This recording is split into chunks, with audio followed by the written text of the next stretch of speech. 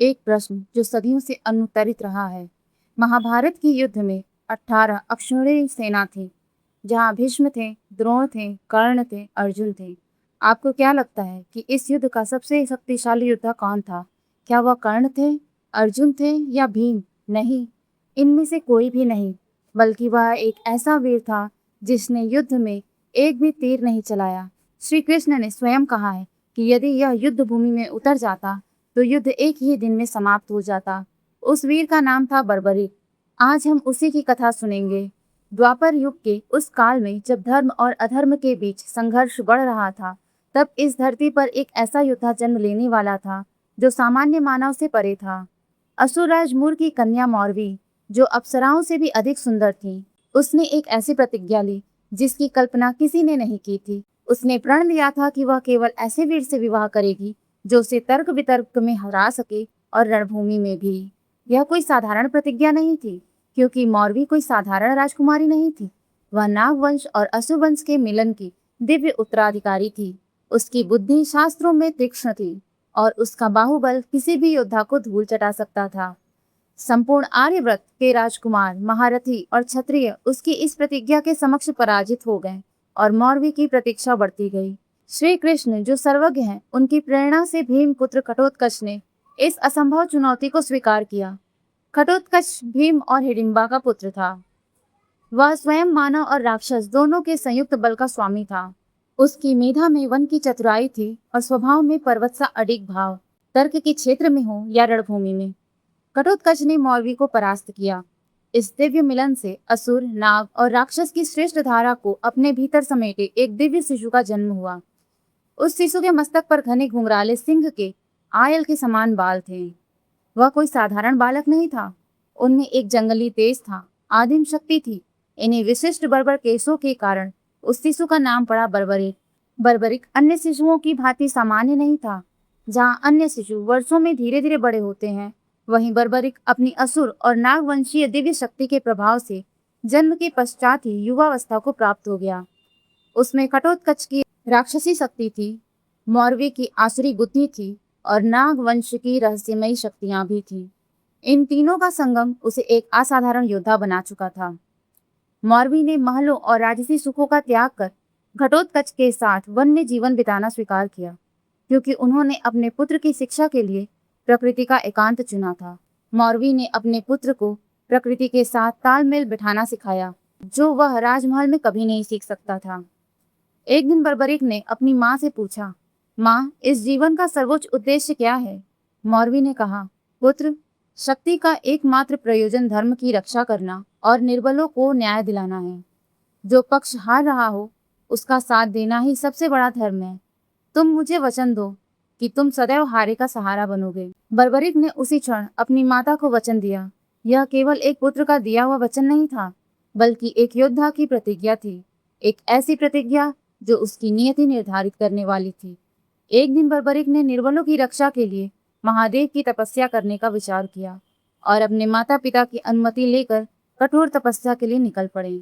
कठोर तपस्या का वह मार्ग जो तन को तोड़ देता है, मन को मजबूत कर देता है और आत्मा को तपा कर दिव्य बना देता है। दिन बीते, रातें बीती, ऋतुएं बदली, कई वर्ष बीत गए, पर बर्बरीक का संकल्प नहीं डगमगाया। वातावरण में केवल ओम नमः शिवाय की गूंज थी। फिर वह क्षण आया जिसका इंतजार स्वयं समय भी कर रहा था। अचानक संपूर्ण वन दिव्य प्रकाश से भर उठा। दिशाएं शांत हो गईं, वायु स्थिर हो गई और उस अलौकिक तेज के मध्य प्रकट हुए देवों के देव महादेव। महादेव ने कहा, बर्बरीक, मैं तुम्हारी तपस्या से अत्यंत प्रसन्न हूँ। मांगो, क्या वर मांगते हो? बर्बरीक ने आंखें खोली और महादेव के चरणों में प्रणाम किया। फिर बोले, महादेव, आप तो सब कुछ जानते हैं। प्रभु, मुझे कोई राज्य नहीं चाहिए और न ही किसी प्रकार का वैभव। भगवान, मैं केवल निर्बलों की सहायता करना चाहता हूँ। हे प्रभु, मुझे ऐसी शक्ति दें जिससे मैं सदा धर्म की रक्षा कर सकूं और निर्बलों की रक्षा कर सकूं। महादेव बर्बरीक की इस निस्वार्थ प्रार्थना पर मुस्कुराए और उन्हें 3 अमोघ बाण प्रदान किए। केवल 3 बाण। उन 3 बाणों की शक्ति असीम थी। पहले बाण की शक्ति थी कि जिस जिस लक्ष्य को नष्ट करना होता उसे चिन्हित कर देता था। दूसरे बाण की शक्ति थी कि जिन्हें बचाना होता उन्हें चिन्हित कर देता था। तीसरे बाण की शक्ति थी कि पहले बाण से चिन्हित किए गए सभी लक्ष्यों का विनाश करके वापस अपने तर्कस में लौट आता था। इन 3 अमोघ बाणों से बर्बरिक किसी भी सेना या युद्ध का अंत एक ही दिन में कर सकते थे। पर तब कौन जानता था कि यही वरदान एक दिन उनके भाग्य की सबसे बड़ी परीक्षा बन जाएगा। उधर कुरुक्षेत्र में धर्म और अधर्म के बीच महायुद्ध होने वाला था। पांडव और कौरव आमने सामने थे। 18 अक्षौहिणी सेना सज चुकी थी। बर्बरिक ने अपनी माता से आज्ञा मांगी कि वे महायुद्ध देखना चाहते हैं। माता मौरवी ने उन्हें जाने की आज्ञा दी और उनके वचन की याद दिलाई कि वे सदैव हारे का सहारा बनेंगे। बर्बरिक अपने नीले घोड़े पर सवार हुए। पीठ पर धनुष और तर्कस में केवल 3 बाण लिए वे कुरुक्षेत्र की ओर बढ़ चले। तभी मार्ग में उन्हें एक वृद्ध ब्राह्मण मिले। साधारण वस्त्र, झुकी हुई कमर और आंखों में अद्भुत तेज। वे कोई साधारण मनुष्य नहीं लग रहे थे। उस वृद्ध ब्राह्मण ने बर्बरिक को रोककर कहा, तुम केवल 3 बाण लेकर महाभारत के युद्ध में जा रहे हो, क्या यह मूर्खता नहीं है? बर्बरिक बोले, विप्रवर, मेरे ये 3 बाण संपूर्ण सृष्टि का अंत करने की क्षमता रखते हैं। ब्राह्मण मुस्कुराए और बोले, तो सिद्ध करो। उन्होंने पास खड़े पीपल के वृक्ष की ओर संकेत करते हुए कहा, इस पीपल के वृक्ष के प्रत्येक पत्ते को एक ही क्षण से घेत कर दिखाओ। बर्बरिक ने अपना धनुष उठाया, ध्यान लगाया और बाण छोड़ दिया। यह बाण वायु से भी अधिक वेग से उड़ चला। उसने एक एक पत्ते को भेदना आरंभ किया। पहले सैकड़ों, फिर हजारों और देखते ही देखते वृक्ष का प्रत्येक पत्ता भेद दिया। फिर वह बाण उस ब्राह्मण के चरणों के पास आकर रुक गया, जिन्होंने एक पत्ते को गुप्त रूप से अपने पैर के नीचे छिपा रखा था। बर्बरिक समझ गए कि एक पत्ता उनके चरणों के नीचे है। वे बोले, ब्राह्मण देव, कृपया अपने चरण हटा लीजिए, अन्यथा मेरा यह बाण आपके चरण को भी भेद देगा। यह बाण किसी का भी पक्ष नहीं लेता, चाहे लक्ष्य कहीं भी छिपा हो और उसके सामने कोई भी आ जाए, यह अपने लक्ष्य को भेद कर ही वापस लौटता है। ब्राह्मण जान गए कि यह बालक सत्य कह रहा है। तब उस ब्राह्मण ने बर्बरिक से एक दान मांगा। बर्बरिक ने विनम्रता से कहा, मांगिए ब्राह्मण देव, मेरा सर्वस्व आपके चरणों में समर्पित है। तब ब्राह्मण बोले, मुझे तुम्हारा शीश चाहिए।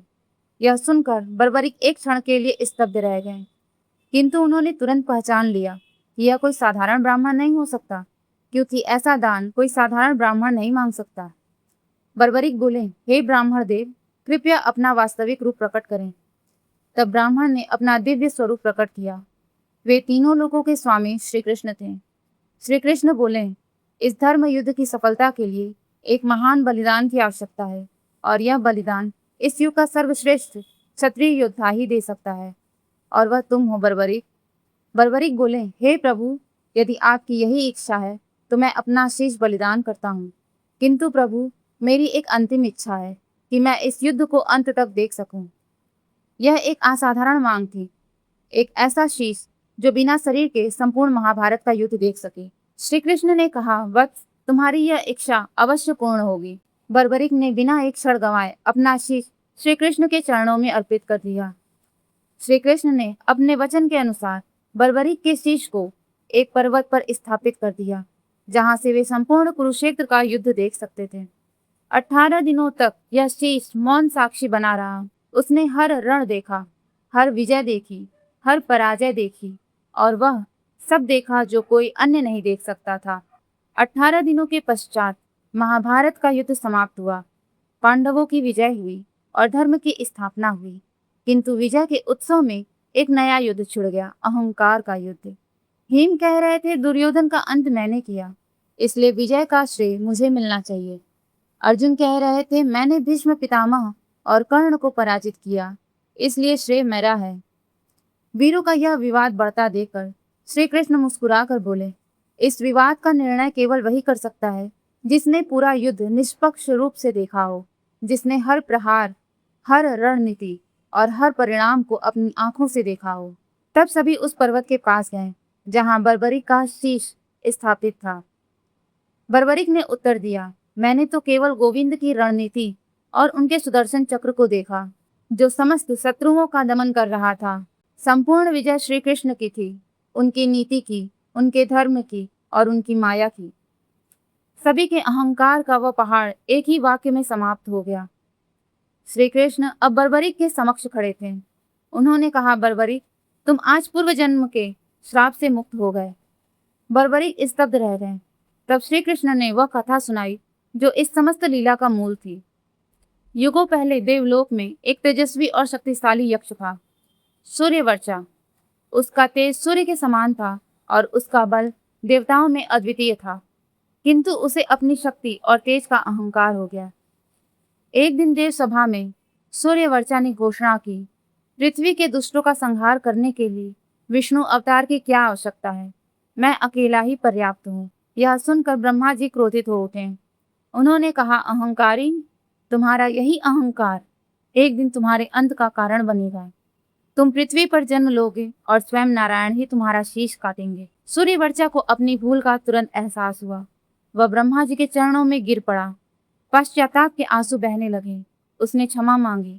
उसका उद्देश्य नारायण का अपमान करना नहीं था, वह केवल अभिमानवश ऐसा कह बैठा था। ब्रह्मा जी उसकी दशा देखकर द्रवित हो गए और बोले, श्राप तो लौट नहीं सकता, क्योंकि ब्रह्मा का वचन अटल है, परंतु इस श्राप को वरदान में परिवर्तित किया जा सकता है। नारायण के हाथों मृत्यु प्राप्त करके तुम दिव्यता को प्राप्त करोगे और कलयुग के कठिन समय में जब मनुष्य संकट में होंगे, तब तुम स्वयं नारायण के श्याम नाम से पूजे जाओगे। यही था बर्बरिक का वास्तविक परिचय। वह कोई साधारण योद्धा नहीं था, वह एक दिव्य यक्ष था जो श्राप से वरदान तक की यात्रा करते हुए इस महान बलिदान के लिए पृथ्वी पर आया था। श्री कृष्ण ने बर्बरिक के शीश की ओर देखा। उसमें अब अहंकार का एक भी अंश शेष नहीं था। वह पूर्णतः निर्मल हो चुका था। उसने बिना किसी संकोच के अपना सर्वस्व श्री कृष्ण के चरणों में अर्पित कर दिया था। बर्बरिक का यह महान त्याग देखकर श्री कृष्ण अत्यंत अभिभूत हो गए। उन्होंने कहा, बर्बरिक, कलयुग में तुम मेरे नाम से पूजे जाओगे। संपूर्ण जगत तुम्हें हारे का सहारा कहकर पुकारेगा और जो भी भक्त सच्चे मन से तुम्हारा स्मरण करेगा, उसकी सारी पीड़ा मैं स्वयं हर लूंगा। श्री कृष्ण जो 16 कलाओं से पूर्ण थे, उनकी वही 16 कलाएं उस शीश में समाहित हो गईं। वह शीश अब केवल बर्बरिक का नहीं था, बल्कि श्री कृष्ण की 16 कलाओं का निवास बन गया। युगों की धारा बहती रही और बर्बरिक का वह दिव्य शीश रूपवती नदी में समाहित होकर राजस्थान की ओर बढ़ा तथा मिट्टी की गहराइयों में छिप गया।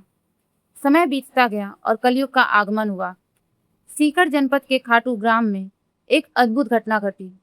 वहां एक गाय थी जो प्रतिदिन भूमि के एक निश्चित स्थान पर खड़ी हो जाती और अपना सारा दूध उसी स्थान पर स्वतः बहा देती। जब गांव के लोगों ने इस बात पर ध्यान दिया तो उस स्थान की खुदाई करवाई।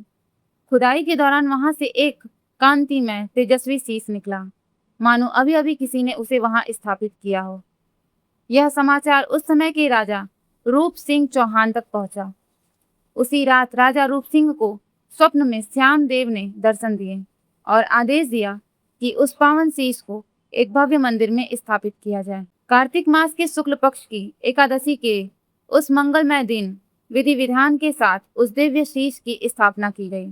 वही दिन आज भी बाबा श्याम के अवतरण दिवस के रूप में मनाया जाता है। आज भी वही स्थान खाटू श्याम के नाम से संपूर्ण संसार में प्रसिद्ध है, जहाँ श्याम कुंड में स्नान करने से भक्तों के शारीरिक और मानसिक संताप दूर हो जाते हैं, जहाँ प्रत्येक वर्ष लाखों श्रद्धालु अपनी श्रद्धा लेकर पहुंचते हैं। बर्बरिक का वह प्राचीन वचन आज भी जीवित है। उन्होंने कहा था कि वे हारे का सहारा बनेंगे और आज भी वही कार्य कर रहे हैं। जो टूट गया है उसे जोड़ते हैं, जो थक गया है उसे बल देते हैं, जिसकी आशा समाप्त हो गई है उसके हृदय में विश्वास की ज्योति जलाते हैं। यह कथा केवल बर्बरिक की नहीं है, यह एक ऐसे यक्ष की कथा है जो अहंकार के कारण श्रापित हुआ, एक महान योद्धा बना जिसने सर्वोच्च बलिदान दिया और अंततः श्याम के रूप में करोड़ों भक्तों के आराध्य बने। यह कथा उस शाश्वत सत्य की है जो हमें सिखाती है कि अहंकार का अंत निश्चित है, परंतु त्याग और समर्पण अमर होते हैं। आज बर्बरिक खाटू श्याम के नाम से 3 बाणों के साथ करोड़ों श्रद्धालुओं के हृदय में विराजमान है। जय श्री श्याम, हारे का सहारा बाबा श्याम।